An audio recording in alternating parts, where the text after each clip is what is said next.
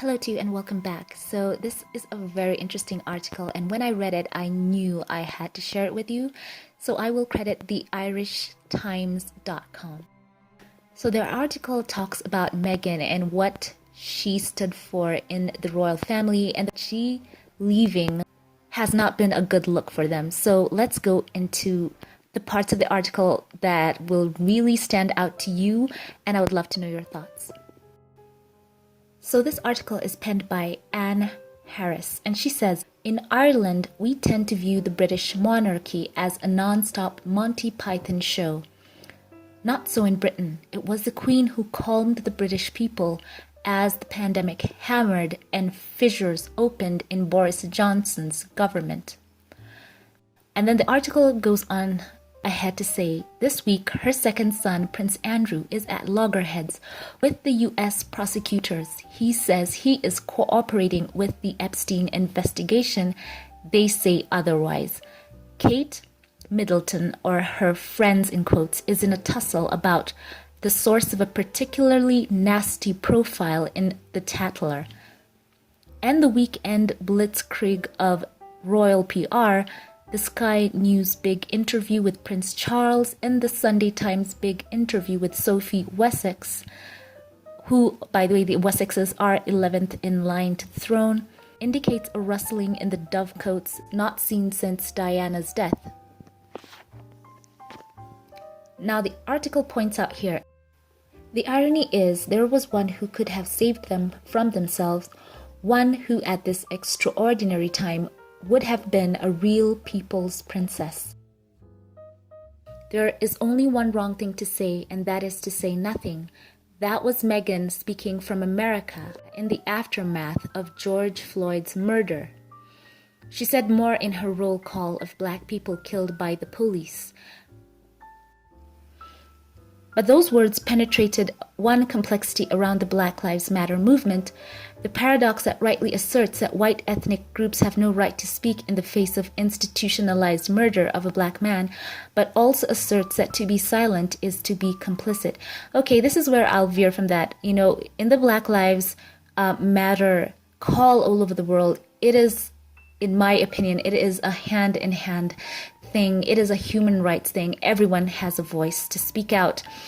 And one doesn't have to be black to be outraged at that kind of thing that people saw. So that's where I will differ from what Anne Harris said. So the article goes on to say, her words offer a means through the guilt, an imperative that racism can be confronted everywhere, at all times, in all ages. And there I agree. The article goes on to say she knows because when all is said, she was at the receiving end of the very same brand of racism that all the Irish school children on countless programs over these weeks have cited, the go back to where you came from bigotry. Never did the monarchy need Meghan Markle as they do now.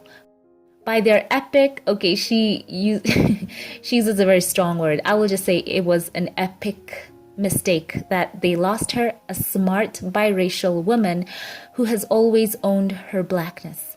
The monarchy alone is not to blame. The establishment, both left and right, including the press, closed ranks to exclude her.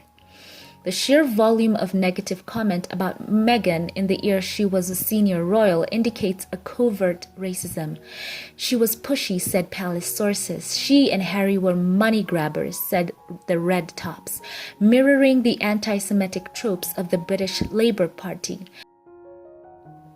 But there was more just for her. Her highlighting the poverty in developing countries was, quote, woke. Touching her pregnant belly was attention-seeking, and on it went.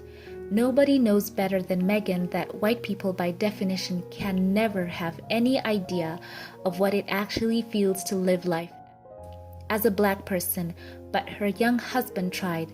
Just how much Harry gave up to protect his wife and child was there for all to see in his last public appearance at Westminster Cathedral. So it goes on to talk about the Windrush generation in Britain and how the Caribbeans who were invited to rebuild Britain after the war were recently told to go home. So the author says Meghan Markle also stands as a permanent rebuke. her supposed choice to leave in reality an enforced exile.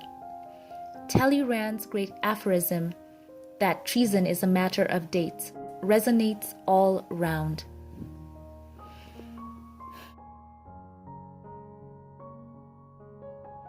So the article does go on to talk about the other issues that are rocking the royal family, but my greatest takeaway is, in fact, that Meghan would have been such a great ambassador for the UK, and a true sign that they had in fact moved themselves forward in their thinking, in inclusivity, and in the fact that they talk about being proud of the Commonwealth.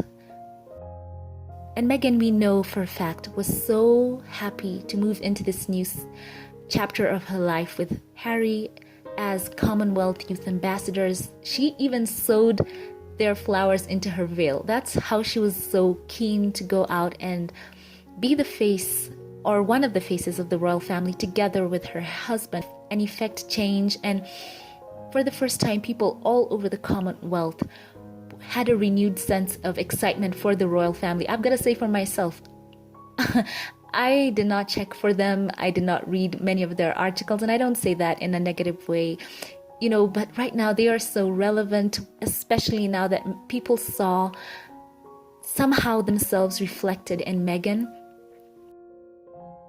So this author, Anne Harris, I've got to say, hats off to her. She has said something that so many people were thinking, and what an epic loss for the royal family. The sign of inclusivity, the sign that they could see so many of the people across the Commonwealth of whom the Queen is, supposed to be over. Meghan represented the faces of the diverse people across the entire Commonwealth, and that's why so many people took interest in a renewed way in the royal family. And she could speak to issues because she has that first-hand experience. And indeed, in this moment where everyone is calling on everyone's voices to stand loud and strong against especially anti-Black racism and racism in general, what a voice she would have been. That's not political to speak out against racism. That is human rights. And what can they really say now that she and Harry had to go? And I think Harry has seen firsthand how his wife and his son were treated. I think Harry and Meghan have a story to tell. And Harry, for sure, him being royal born, him being, a British prince with all his privilege, he has seen the way his wife was treated. And I don't think he has ever experienced anything like that. So for him, he has seen it through his wife's experience, and they have quite a story to tell. But they will continue on the good work, whether in LA, all over the world, because even though Harry and Meghan found certain sections in the UK did not appreciate them, they have now become global royals, global personalities. And the world has their hearts and hands wide open to them. So share your thoughts about all this and about what Harry and Meghan stepping back from being senior members of the royal family and in a sense kind of being pushed out, because we always remember that Harry wanted to have a part-time role with his wife. They did want to serve, but as the discussions went along, there was a lot of pushback on them, and it is what it is. But I would like to know your thoughts in the comments section below.